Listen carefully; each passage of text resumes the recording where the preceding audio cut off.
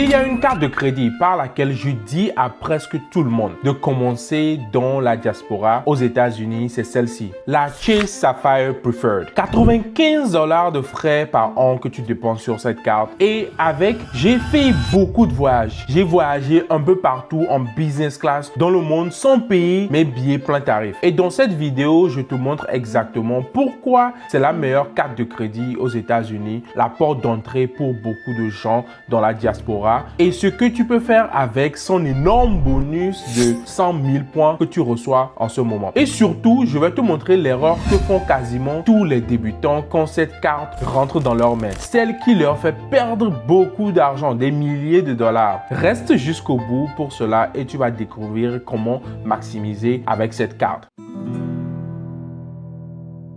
D'abord, pourquoi je mets cette carte en numéro 1 pour un débutant qui vient d'arriver ou qui veut apprendre comment utiliser? Surtout quand on est dans la diaspora aux États-Unis et qu'on veut rentrer souvent au pays sans se ruiner. La raison tient en un seul mot, la flexibilité. Les points de cette carte génèrent des points que tu accumules avec les dépenses que tu fais et qu'on te donne les points Chase Ultimate Rewards. Des points qui sont transférables, pas coincés avec United ou avec Delta. Tu peux les convertir, les envoyer vers des compagnies aériennes, des programmes de fidélité selon ta route, ton voyage et ton besoin. C'est exactement le type de points qu'il te faut quand ta destination c'est vers l'Afrique, l'Europe où tu veux aller faire des vacances et rester dans des hôtels 5 étoiles dans la même année. Maintenant, je sais ce qui te bloque, les frais annuels. Tu viens peut-être d'une carte qui tu ne paies rien et payer 95 $ chaque année pour toi, ça te pique. Je comprends, mais fais le calcul avec moi parce que ces frais disparaissent presque tout de suite. La première chose, il y a un crédit d'hôtel allant jusqu'à 100 $ par an sur cette carte. Sur un hôtel que tu réserves via Chase par Chase Travel, tu réserves une seule hôtel, une nuit d'hôtel dans l'année par le biais de Chase et on te donne 100 $ pour couvrir déjà l'hôtel. Quasiment la totalité de ta cotisation déjà. Tu vois un peu? Et ça, c'est avant même de parler du reste des crédits ou des avantages qui viennent avec la carte. La deuxième chose, Chase te rembourse aussi jusqu'à 125 $ pour Global Entry, TSA PreCheck ou bien Nexus. Toutes les 4 ans. Oui, ça coûte 120 $. Pour quelqu'un qui voyage à l'international, souvent, tu ne veux pas rentrer et rester dans une longue ligne. Ou si tu ne veux pas voyager et passer des longues lignes à l'aéroport et passer juste 5 minutes rapidement. Donc concrètement, le coût réel de cette carte, une fois que tu utilises ces avantages, ces crédits, ça tombe quasiment à zéro. Ne laisse jamais les frais annuels te faire fuir une carte qui te rend 10 fois plus de valeur. Et maintenant, le meilleur. Au moment où je tourne cette vidéo, l'offre de bienvenue publiée sur cette carte, sur la Chase Sapphire Preferred, c'est 100 000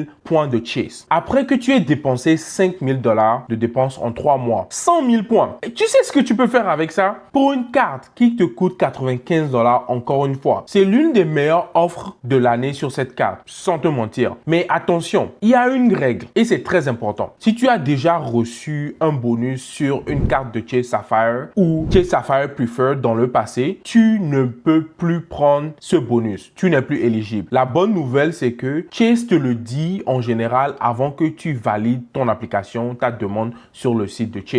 Donc, si tu n'es pas sûr, commence l'application et laisse Chase te le dire. Un conseil, vérifie d'abord ta situation par rapport à la règle de 5-24 et je parle de cela dans une autre vidéo et si tu veux, je peux te laisser la vidéo en bas. Maintenant, la vraie question, ces 100 000 points, ça vaut quoi pour toi concrètement? Si tu utilises ces 100 000 points, basiquement via le portail de Chase, tu as un retour de 1 à 1,5 de points et ça couvre ta cotisation pour 2-3 ans. Tu peux recevoir 1 000 $ comme ça et un billet qui te coûte 1 500, tu reçois 1 000 $ de réduction. C'est sympa, mais on peut faire beaucoup mieux. Crois-moi, tu peux convertir, transférer ces mêmes points vers les bons programmes comme Flying Blue ou bien Air Canada et tu peux faire business class depuis les États-Unis vers l'Afrique de l'Ouest ou même vers l'Afrique centrale et un aller-retour même en éco très facilement avec les 100 000 points ou selon les disponibilités, un aller-retour même en business class si possible vers l'Europe, Paris, Amsterdam, si ça te dit, Bruxelles, Londres, ou même un voyage mixte, tu fais business et tu reviens en éco pour étaler en plus tes points. 100 000 points, c'est énorme. Bien utilisé, c'est plusieurs milliers de dollars de voyage. C'est exactement comme ça que cette carte m'a payé des voyages et des hôtels partout dans le monde. J'ai fait plusieurs voyages en business class grâce à cette carte. Un gros bonus comme ça, c'est génial. Mais ce qui te fait grossir sur la durée, c'est ce que tu gagnes surtout sur tes dépenses normales. C'est là que la carte est forte. Tu gagnes plusieurs fois tes points sur les catégories où tu dépenses déjà. Les restos, certains services de streaming, le groceries ou le supermarché en ligne,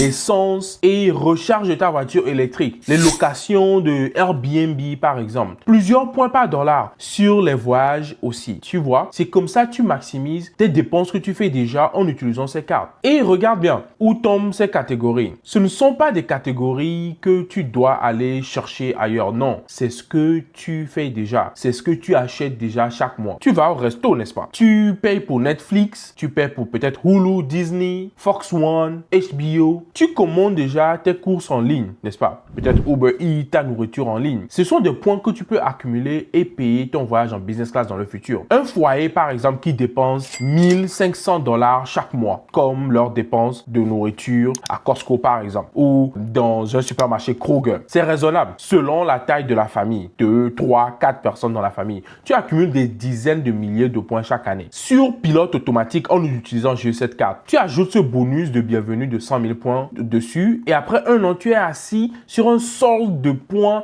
de 6 chiffres, voire 200 000 comme ça des fois. Et maintenant, l'erreur pour laquelle tu es resté, c'est la faute que font presque tous les débutants avec cette carte. Ils prennent leurs points en cashback. Oui, 1000 dollars. Ils se disent c'est beaucoup. Oui. Ou ils utilisent les points sur les portails d'achat pour prendre les billets d'avion ou ils utilisent sur Amazon. Et ça te donne seulement 1000 dollars. Et tu laisses énormément de valeur sur la table.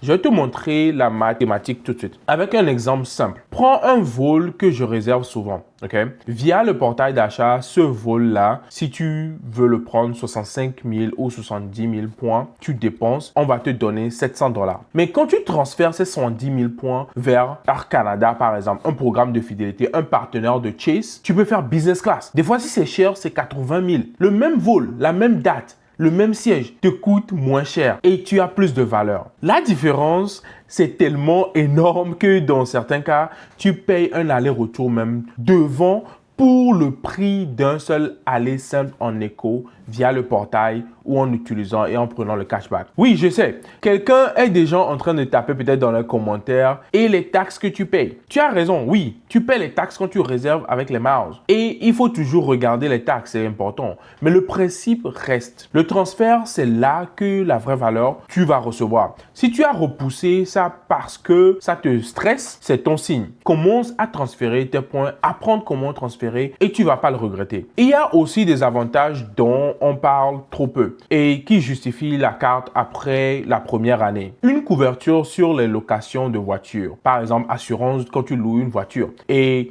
tu es primaire, pas secondaire. Et ce qui est rare sur la majorité des cartes à ce prix. Et une vraie suite d'assurance voyage aussi qu'ils ont ajouté récemment. L'annulation quand on annule tes vols, le retard, les bagages qui sont perdus et tout ça. La carte assure tout cela. La Chase a même ajouté une couverture d'évacuation d'urgence. J'espère que tu n'auras pas besoin de ça. Pas vrai de transactions à l'étranger. Essentiel. Quand tu voyages, donc tu ne payes pas les frais internationaux. Donc, un abonnement de livraison est même offert. Aucun de ces points n'est une raison à lui seul de prendre la carte. Non, mais en somme, quand tu mets tout ça ensemble, ça rend cette carte ou bien les 95 dollars que tu payes ridicule. Selon moi. Petit secret de professionnel, quelqu'un qui utilise beaucoup le point. Si tu as déjà une carte de Chase Sapphire sans frais annuels qui fait déjà du cashback, par exemple, tu as une carte qui, comme Unlimited ou bien Freedom Unlimited ou bien Freedom Flex, tu peux convertir tous les cashbacks de cette carte-là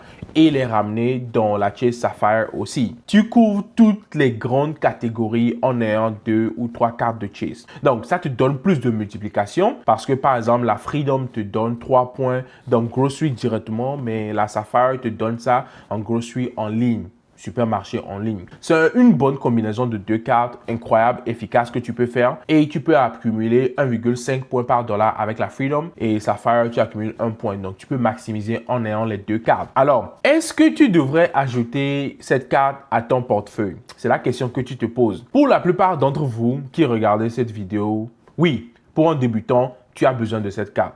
Oui, si tu débutes dans les points et tu veux commencer par voyager et économiser, oui. Si tu ne veux pas continuer par payer si cher. Le bonus déjà paye pour la carte plusieurs années.